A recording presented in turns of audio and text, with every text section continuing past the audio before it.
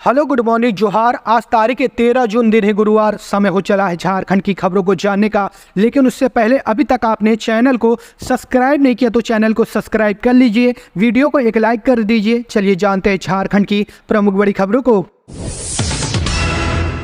झारखंड में चलेगी भीषण लू, 8 जिलों के लोग रहे सावधान, अस्पताल पहुंचे रहे कई मरीज, 5 लोगों की मौत। झारखंड में अभी भीषण गर्मी से राहत मिलने वाली नहीं है। खास करके प्रदेश के 5 शहर आग की भट्टी की तरह तप रहे हैं। मौसम विभाग ने झारखंड के 8 शहरों के लिए रेड अलर्ट जारी किया है। मौसम विज्ञान केंद्र ने 13 जून से जमशेदपुर, रांची, पश्चिम सिंहभूम, सरायकेला खरसावां, पलामू, चतरा और लोहरदगा में हीट वेव को लेकर रेड अलर्ट जारी किया है। इन सभी शहरों में पारा 40 के पार पहुंचने की संभावना है। लोगों को सुबह 11 बजे से लेकर दोपहर के 3 बजे तक घर से निकलने से परहेज करने के लिए कहा गया है। हालांकि 13 व 14 जून को शाम के वक्त हल्की वर्षा भी होने की संभावना बनी हुई है। 15 जून को भी लू चलने का ऑरेंज अलर्ट जारी किया गया है। संभवतः 16 जून से मौसम में एक बार फिर से बदलाव देखने को मिल सकता है। वहीं राज्य के कई इलाकों में गर्जन, वज्रपात और तेज हवा के झोंके को लेकर येलो अलर्ट जारी किया गया है। केंद्र के अनुसार 13 से 15 जून तक संथाल परगना, कोल्हान और राजधानी के आसपास कई स्थानों पर गर्जन और वज्रपात हो सकता है। इस दौरान कहीं कहीं हवा की गति 50 से 60 किलोमीटर प्रति घंटा हो सकती है। लू से पलामू में एक शिक्षक, हजारीबाग में एक अधेड़ और तमाड़ में एक समेत दुमका में 2 लोगों की मौत हो गई। दुमका में मृत ब्राह्मपति मुंडा रांची के ही रहने वाले थे। वे दुमका के श्री पहाड़ में चतुर्वर्गीय कर्मचारी थे। वहीं गढ़वा जिले में प्रार्थना सभा के दौरान एक छात्र बेहोश होकर गिर गई। वहीं गढ़वा जिले में ही एक शिक्षक भी गर्मी से बेहोश हो गया। ईडी ने हाईकोर्ट में कहा, हेमंत के कहने पर ही पिंटू ने सीओ ऑफिस से करवाया सर्वे, जमीन पर हेमंत का कब्जा, बहस जारी। लैंड स्कैम केस के आरोपी झारखंड के पूर्व मुख्यमंत्री हेमंत सोरेन की जमानत याचिका पर झारखंड हाईकोर्ट में सुनवाई हुई। पिछली सुनवाई के दौरान अदालत हेमंत सोरेन की ओर से वरीय अधिवक्ता कपिल सिब्बल ने बहस की थी, जिसके बाद बुधवार को यानी कि कल ईडी की ओर से बहस की गई। ईडी की ओर से बहस के दौरान कहा गया कि हेमंत सोरेन का जुड़ाव उन सबूतों से है जो ईडी की अलग अलग छापेमारी में मिले हैं। बड़गई अंचल के हल्का कर्मचारी भानु प्रताप के ठिकानों से दस्तावेजों से भरा हुआ जो ट्रैक बरामद हुआ था, उसमें कई ऐसे कागजात मिले थे जो भूमि घोटाले से ही संबंधित थे। विनोद सिंह के मोबाइल से जो चैट और नक्शा बरामद हुआ था, उसके मुताबिक 8.86 एकड़ भूमि पर बैकवेट हॉल बनाए जाने की तैयारी थी। हेलेरियस कच्छप को इस भूमि की देखरेख के लिए हेमंत सोरेन ने रखा था। भूमि पर हेमंत सोरेन का कब्जा था। तत्कालीन सीओ मनोज कुमार ने अपने बयान में कहा था कि अभिषेक प्रसाद पिंटू और सीएमओ के कार्यरत उदय शंकर के कहने पर उन्होंने हल्का कर्मी भानु प्रताप को इस भूमि का सर्वे करने का निर्देश दिया था। वहीं अभिषेक प्रसाद ने अपने बयान में कहा है कि उन्होंने उक्त भूमि को लेकर जो भी निर्देश दिए वह हेमंत सोरेन के कहने पर ही दिए गए। बचाव पक्ष ने सबूतों पर जो सवाल खड़े किए हैं वे पूरी तरह से बेबुनियाद है, क्योंकि राज्य सरकार के कर्मचारियों की मौजूदगी में सभी सबूतों को सील किया गया है और जब्ती सूची पर सबका हस्ताक्षर है। ईडी की बहस सुनने के बाद अदालत ने हेमंत सोरेन के अधिवक्ता को लिखित बहस जमा करने का निर्देश दिया है। ईडी की बहस गुरुवार को भी जारी रहेगी। आलमगीर आलम के इस्तीफे के बाद इरफान अंसारी के मंत्री बनने के कितने हैं आसार।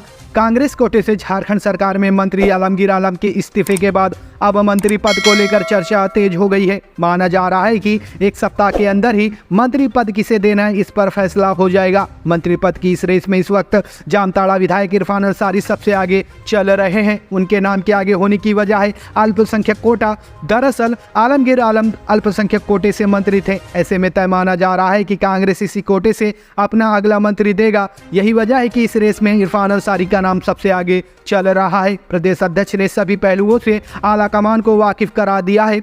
मंत्री की लिस्ट में जामताड़ा विधायक इरफान अंसारी के अलावा महागामा से विधायक दीपिका पांडे सिंह और बिरमो से विधायक अनूप सिंह के नाम पर भी चर्चा चल रही है। हालांकि अल्पसंख्यक कोटे को लेकर इरफान इस रेस में अब भी आगे हैं। कुछ दिनों पहले वह दिल्ली में ही थे। इस दौरान उन्होंने केसी वेणुगोपाल और मल्लिकार्जुन खड़गे से मुलाकात भी की। वहीं हाल ही में विधायक ने आलमगीर आलम की पत्नी से मुलाकात की है। लोकसभा चुनाव में नलिन सोरेन को जामताड़ा विधानसभा क्षेत्र से 50,000 की लीड मिली। इस लीड से भी पार्टी में इरफान अंसारी का कद बढ़ा है। वहीं दुमका और जामा में पार्टी पीछे थी।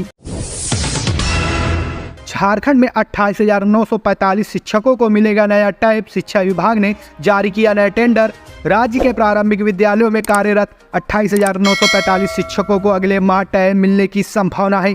झारखंड शिक्षा परियोजना परिषद ने शिक्षकों को नए टैब देने के लिए एक बार फिर टेंडर प्रक्रिया शुरू की है, जो अंतिम चरण में है। आदर्श आचार संहिता लागू होने के कारण इसे फाइनल नहीं किया जा रहा था। अब आदर्श आचार संहिता खत्म होने के बाद इसे शीघ्र फाइनल किए जाने की उम्मीद है। इससे पहले टेंडर प्रक्रिया शुरू करने के लिए चुनाव आयोग से मंजूरी ली गई थी। शिक्षकों को टैब देने के लिए केंद्रीय शिक्षा मंत्रालय ने समग्र शिक्षा अभियान के तहत वित्तीय वर्ष 2022-23 में ही 10,000 रुपए की दर से 28.94 करोड़ रुपए राज्य सरकार को दिए थे। केंद्र ने कहा था कि राज्य सरकार चाहे तो इसमें अतिरिक्त राशि वहन कर सकती है। इसके बाद राज्य सरकार ने प्रति टैब के लिए अतिरिक्त 5,000 रुपए देने का निर्णय लिया। इस बीच कई बार टेंडर आमंत्रित किए जाने के बाद भी तकनीकी कारणों से यह फाइनल नहीं हो सका। अब इस बार फिर टेंडर आमंत्रित का टैब खरीदने का प्रयास किया जा रहा है। बताते चले कि पिछली रघुवर सरकार में भी शिक्षकों को टैब दिए गए थे, जिसमें ज्यादातर खराब हो चुके हैं। सरकार बदलने के बाद भी पूर्व मुख्यमंत्री रघुवर दास की वीडियो आने पर इस पर काफी विवाद हुआ था। झारखंड शिक्षा परियोजना परिषद ने टैब से इस वीडियो को हटाने के लिए भी कंपनियों से संपर्क किया। इसमें यह बात सामने आई कि वीडियो हटाने पर अधिक राशि खर्च होगी, इस कारण टैब से वीडियो हटाया नहीं जा सका। जनजाति एवं क्षेत्रीय भाषाओं के शिक्षकों की होगी बहाली, 25,000 रुपए मिलेगी सैलरी। जनजाति एवं क्षेत्रीय भाषा प्रोत्साहन योजना के अंतर्गत जिले में बड़े पैमाने पर शिक्षकों की बहाली होगी। बहाली अनुबंधन के आधार पर होगी। अनुबंधित शिक्षकों का मानदेय करीब 25,000 रुपए होगा। स्कूली शिक्षा एवं साक्षरता विभाग प्राथमिक शिक्षा निदेशालय के आदेश पर जिला शिक्षा अधीक्षक ने झारखंड शिक्षा परियोजना के माध्यम से शिक्षकों की आवश्यकता का सर्वेक्षण कराया है।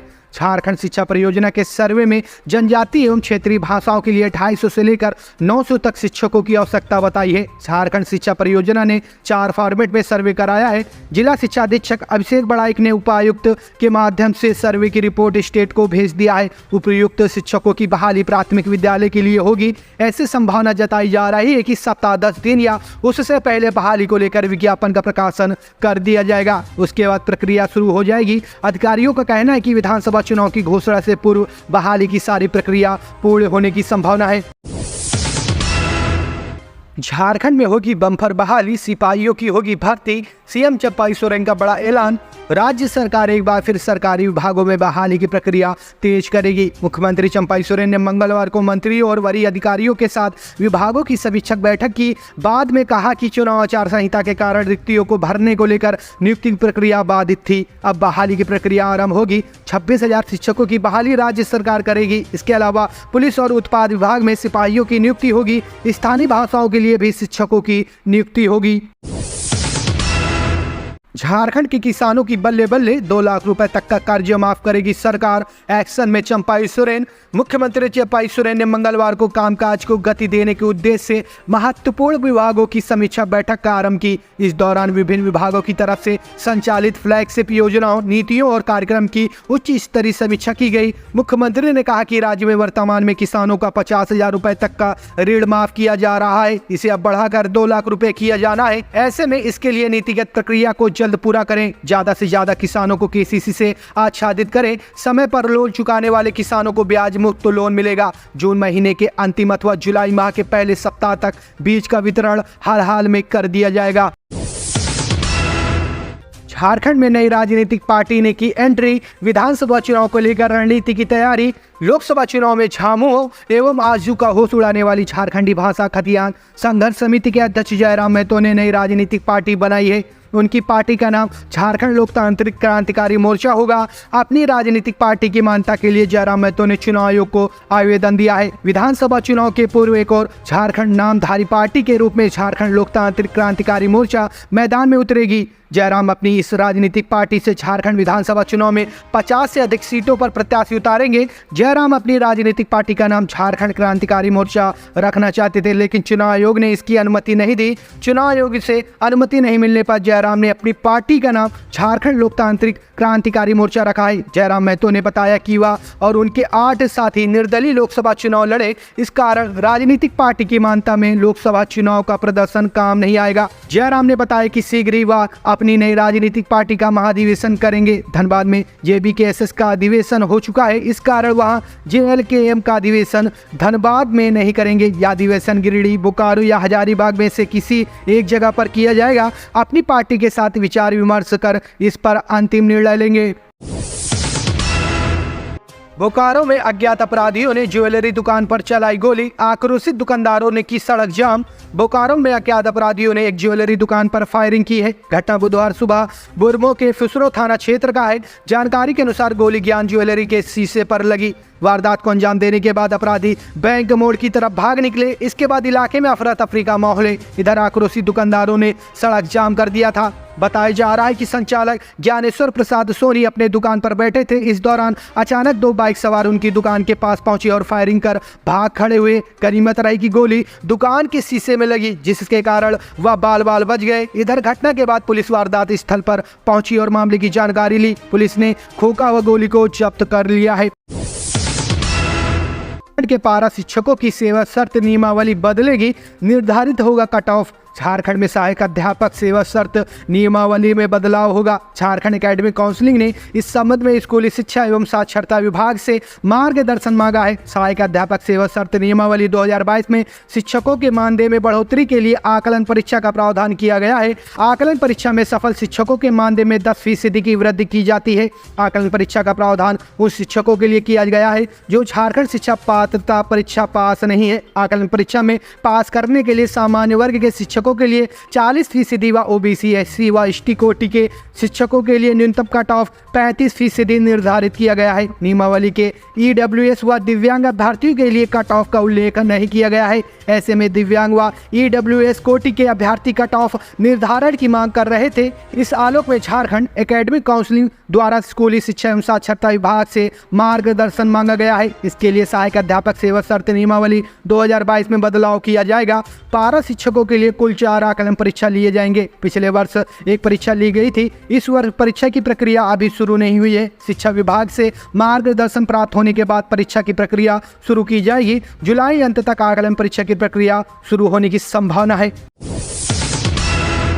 मोहन के बहाने झारखंड को साधने की तैयारी, अब बीजेपी की यह है उम्मीद। विधानसभा को लेकर फार्मूला सेट। झारखंड के पड़ोसी राज्य उड़ीसा में संथाल समुदाय के मोहन चरण मांझी को मुख्यमंत्री बनाकर भाजपा ने झारखंड के आदिवासी समुदाय को फिर से अपनी ओर आने का संदेश दिया है। राज्य से सटे छत्तीसगढ़ में पहले से ही विष्णुदेव सहाय मुख्यमंत्री हैं। 2 पड़ोसी राज्य में आदिवासी मुख्यमंत्री देकर भाजपा ने अपने को इस समुदाय के हितों के रक्षक के तौर पर प्रस्तुत करने की तैयारी की है। देश के राष्ट्रपति द्रौपदी मुर्मू भी उड़ीसा से ही हैं और संथाल आदिवासी समुदाय से हैं। लोकसभा चुनाव में झारखंड को छोड़ दे तो बाकी के राज्यों में भाजपा को आदिवासी समुदाय का समर्थन मिला है। अब इस साल के अंत तक झारखंड में विधानसभा चुनाव होने हैं। उड़ीसा में हुई नई राजनीतिक नियुक्ति से विधानसभा चुनाव में भाजपा लाभ की उम्मीद कर रही है।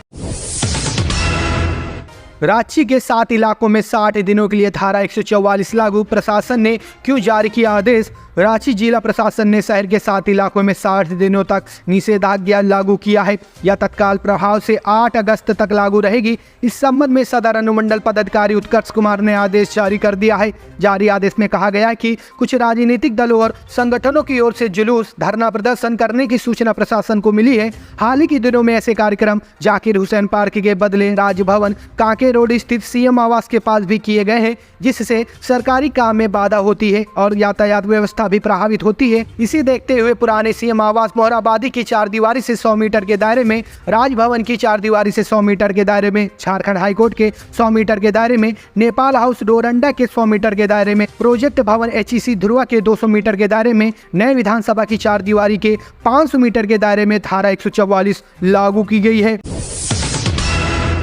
ग्रामीणों ने महिला को पति के दोस्त संग कमरे में पकड़ा, 3 दिन तक बनाए रखा बंधक। छुड़ाने में पुलिस के भी छूटे पसीने। जिले के रामगढ़ थाना क्षेत्र की कारोड़ी पंचायत के एक गांव में ग्रामीणों ने आदिवासी प्रेमी युगल को रविवार से मंगलवार दोपहर तक बंधक बनाकर रखा। पंचायत में दोनों पर 3 लाख का जुर्माना लगाया। जब उन्होंने असमर्थता जताई तो ग्रामीणों ने जुर्माना हटाकर 1 लाख कर दिया। इसके बाद दोनों ने इतनी बड़ी रकम देने से इनकार कर दिया। मंगलवार को कड़ी मशक्कत के बाद पुलिस ने दोनों को आजाद कराया। हुआ यूं कि रविवार को गांव के कुछ युवकों के साथ प्रधान उक्त महिला के घर पहुंच गए और उसे कथित प्रेमी के साथ पकड़ लिया। इसके बाद दोनों को गांव के ही एक पेड़ में बांध दिया गया। दोनों के परिजनों को इसकी जानकारी दी गई। सोमवार को युवक के स्वजन गांव पहुंचे और पंचायती के लिए ग्रामीणों की बैठक बुलाई। इसी बीच ग्राम प्रधान ने थाना पहुंचकर मामले की जानकारी दी। वहीं ग्रामीण प्रधान के इस कदम से भड़क गए। इसके बाद सोमवार की शाम को रामगढ़ थाना प्रभारी पुलिस बल के साथ गाँव पहुंचे, लेकिन ग्रामीणों ने प्रेम युगल को नहीं छोड़ा। देर शाम जरमुंडी अनुमंडल पुलिस पुलिस पदाधिकारी संतोष कुमार के नेतृत्व में काफी संख्या में पुलिस फिर से गांव पहुंची, लेकिन विरोध की वजह से प्रेमी युगल को नहीं छुड़ा पाई। ग्रामीणों ने शोर मचाते हुए पुलिस को गांव से बाहर निकाल दिया। मंगलवार सुबह फिर से एसडीपीओ के नेतृत्व में पुलिस गांव पहुंची। फिर से पंचायती प्रारंभ हुई। पुलिस दूर से ही सारी स्थिति पर नजर रखी रही। पंचायती में प्रेमी युगल से उनके रिश्ते के बारे में पूछा गया। इस पर दोनों ने एक दूसरे को रिश्तेदार बताया। किसी तरह के संबंध से साफ इंकार किया। पुलिस को जानकारी देने पर ग्रामीण ग्राम प्रधान से काफी नाराज थे। उनका कहना था कि यह गांव की समस्या थी, पुलिस को क्यों सूचित किया। पंचायती के समय प्रधान को भागने की क्या जरूरत थी। मामला बिगड़ता देख आखिरकार ग्रामीणों ने बिना जुर्माना लिए ही प्रेमी युगल को पुलिस को सौंप दिया। पूरी घटना की जानकारी मिलने के बाद महिला का पति भी गुजरात से दुमका के लिए निकल पड़ा।